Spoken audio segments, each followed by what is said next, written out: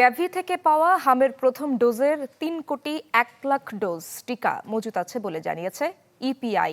EPI সূত্রে জানা যায়, জুন মাস জুড়ে একটি বিশেষ ক্যাম্পেইনের মাধ্যমে দেশের প্রায় 2 কোটি শিশুকে এই টিকা প্রদান করা হবে। হামের ঝুঁকি কমানো এবং শিশুদের সুরক্ষা নিশ্চিত করতে এই কর্মসূচি গুরুত্বপূর্ণ ভূমিকা রাখবে বলে সংশ্লিষ্টরা জানিয়েছেন।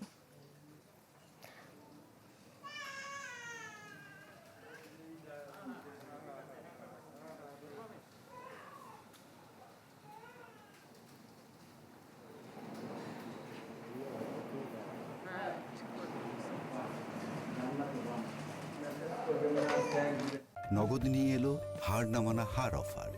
সর্বনিম্ন 10,000 টাকা রেমিটেন্স নগদে পাঠালে থাকছে স্বর্ণের হার জেতার সুযোগ। দর্শক, হাম প্রাদুর্ভাবের খবরাখবর জানবো। রাজশাহীতে যেতে চাই, আমার সহকর্মী আবরার শাইর সেখানে রয়েছেন। আবরার, রাজশাহীর বিভিন্ন হসপিটালে তো আপনি ঘুরে দেখেছেন। আজকের দিন আসলে কতজন রোগী হসপিটালগুলোতে ভর্তি হলো, কোনো তথ্য রয়েছে কিনা আপনার কাছে?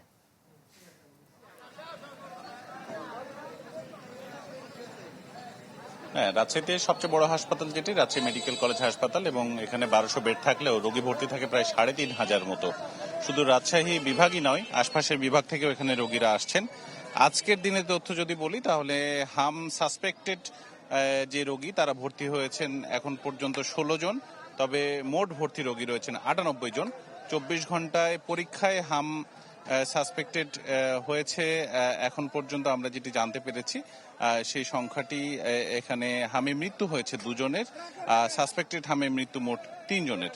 এখন পর্যন্ত 24 ঘন্টায় কিন্তু প্রায় 16 জনের মৃত্যু হয়েছে, কিন্তু সেখানে সবাই যে হামে মারা গেছে বিষয়টা এমনটা নয়, চিকিৎসকরা যেটি বলছেন। এদিকে সকালে এই হাসপাতালটিতে হামের পরিস্থিতি এবং আইসিইউ পরিস্থিতি সব মিলিয়ে এখানে স্বাস্থ্য মন্ত্রণালয়ের সচিব কামরুজ্জামান চৌধুরী এবং স্বাস্থ্য অধিদপ্তরের মহাপরিচালক প্রভাত চন্দ্র বিশ্বাস এখানে আসেন এবং তারা পুরো হাসপাতালটি পরিদর্শন করেন এবং এখানে অন্তত 7টি আইসিইউ এর ভেন্টিলেটর বিভিন্ন বেসরকারি সংস্থা এবং কোম্পানি থেকে পাওয়া, তাদের কাছ থেকে যেটা পেয়েছেন সেটি আসলে এখানে হাসপাতাল কর্তৃপক্ষের কাছে তারা এখানে বিনিময় দিয়েছেন। এবং হাসপাতাল কর্তৃপক্ষের বরাতে স্বাস্থ্য অধিদপ্তরের যিনি সচিব রয়েছেন তিনি বলেছেন যে হিমশিম যে পরিস্থিতি তা সেটি সামলাতে আশপাশের যে হার্ট ফাউন্ডেশন আছে, শিশু হাসপাতাল আছে কিংবা আইডি হাসপাতাল আছে, সব জায়গাতে আসলে এই আইসোলেশনের জন্য শিশুদের পার করা হবে এবং প্রাথমিকভাবে সেখানে তাদের রাখা হবে, চিকিৎসা সেবা নিশ্চিত করা হবে। এ ছিল আমার কাছে রাজশাহী মেডিকেল থেকে।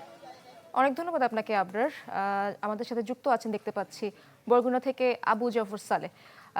সালেহ, জানাবেন বরগুনার কেমন চিত্র দেখতে পাচ্ছেন, হসপিটালগুলোতে কেমন চিত্র দেখছেন, হামে যারা আক্রান্ত হয়ে ভর্তি হচ্ছেন তাদের কি অবস্থা?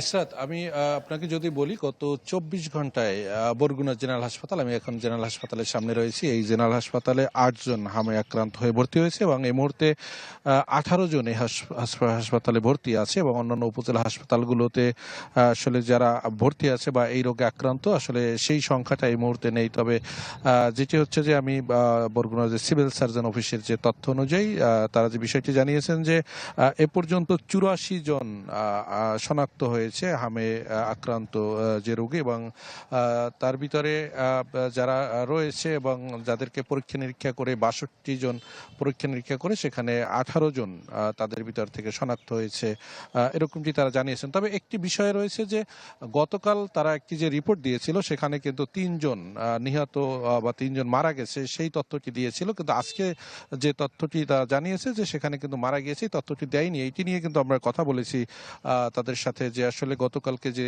3 জন মারা গেছে সেই তথ্যটি কেন নাই। তারা সে বিষয়টি ব্যাখ্যা করেছেন যে এটি আসলে হাসপাতালের বাইরে মারা গিয়েছে অথবা বরিশালে নেয়ার পথে মারা গিয়েছে, যে কারণে তাদের আসলে এই তথ্যটি নেই।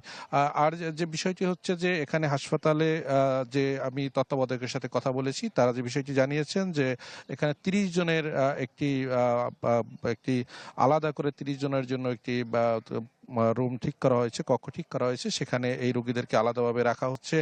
আর যদি এখানে যেহেতু গত বছর কিন্তু ডেঙ্গুতে কিন্তু বরগুনাতে বেশি প্রকোপ দেখা দিয়েছিল এবং বরগুনা কিন্তু আসলে রেড জোনের ভিতর ছিল, এবছর কিন্তু আবার সেই হামের যে প্রকোপ সেটিও কিন্তু সারা দেশের যে 10 থেকে 12টি জেলার মধ্যে বরগুনাও কিন্তু আসলে সেই প্রকোপ দেখা দিয়েছে এবং স্বাস্থ্য কর্মীরা তাদের আসলে যে বিষয়টি রয়েছে এখানে স্বাস্থ্য বিভাগ থেকে বলা হচ্ছে যে স্বাস্থ্যকর্মীরা এখানে চেষ্টা করে যাচ্ছে সেটি কিভাবে নিয়ন্ত্রণ করা যায় বা সার্বিকভাবে দেখা হচ্ছে। আসলে সেটি কতদূর আসলে নিয়ন্ত্রণ করা যাবে, কি করা যাবে, সেটি হয়তো আরো 2-1 দিন গেলে আসলে বলা যাবে। এই ছিল বরগুনা থেকে সর্বশেষ। ধন্যবাদ আপনাকে সালেহ। সহকর্মীরা জানাচ্ছিলেন হাম প্রাদুর্ভাবের সবশেষ চিত্র।